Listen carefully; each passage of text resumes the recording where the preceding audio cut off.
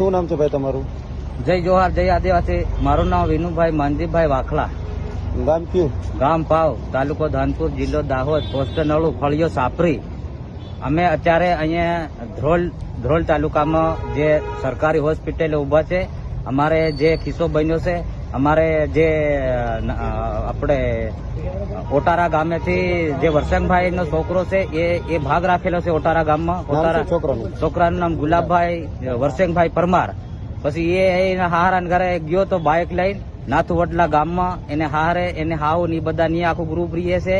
અને એ રાતે ગયો પછી હવારની હાલત એ લટકેલી હાલતમાં જોવા મળ્યો. અને પછી જાણ કરી પોલીસ સ્ટેશને, કોઈને પૂછ્યું નહીં, કાંઈ નહીં. અને પોલીસ વાળા એ છોકરાની લાશ લટકેલો જોઈને ઉતારી અને લઈ આવ્યા સીધા હોસ્પિટલમાં લાવે અને ડેડ બોડી જે એ પીએમ કરાવી અને આ ભાઈને જબરદસ્તી સહી કરાવી અને આ ભાઈને સોંપી દીધી ડેડ બોડી કે તમે લઈને જવા દો. તો પછી હવે જે અમારો જે નિયમ છે મીડિયાના માધ્યમથી હું જણાવું છું કે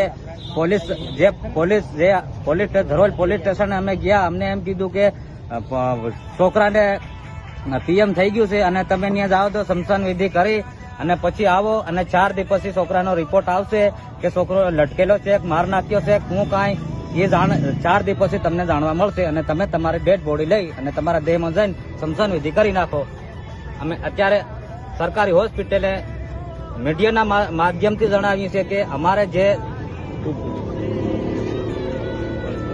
જે આગેવાન કોઈ નથી એટલે અમને જે પોલીસ વાળા પાછા કાઢ્યા. એટલે શું કામ કે અમારી ફરિયાદ સ્વીકારતા નથી. જમાદાર સાહેબ ને કીધું, પીએ સાહેબ ને કીધું. ફરિયાદ શું છે? અમારી ફરિયાદ એવું છે કે અમારો છોકરો નાથુવડલા ગામે ઝાડ સાથે લટકેલો જોવા જડ્યો તો તમારે છોડવાની કોઈ જરૂર નહોતી. અમને કે એનો બાપને, એની માં, એના કાકા કુટુંબ આવે તે પછી બોડી નડાય અને પછી બોડીને હેઠે ઉતારી અને પછી એનો ફરિયાદ એફઆર લખી અને પછી હોસ્પિટલમાં સરકારી હોસ્પિટલ લઈ જવા.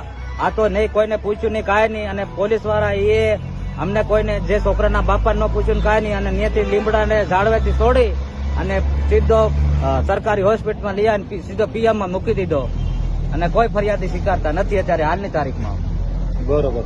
હવે પછી તમારી ફરિયાદ નહીં લે પોલીસ, તો તમે શું કરશો? ફરિયાદ નહીં લઈએ તો અમે છે ને આગળ વધવાના છે. સીસીએમ કોર્ટ સુધી આગળ કોર્ટમાં જઈ નથી અમે એફઆઈઆર કરાવવાના છે, બાકી મૂકશું નહીં.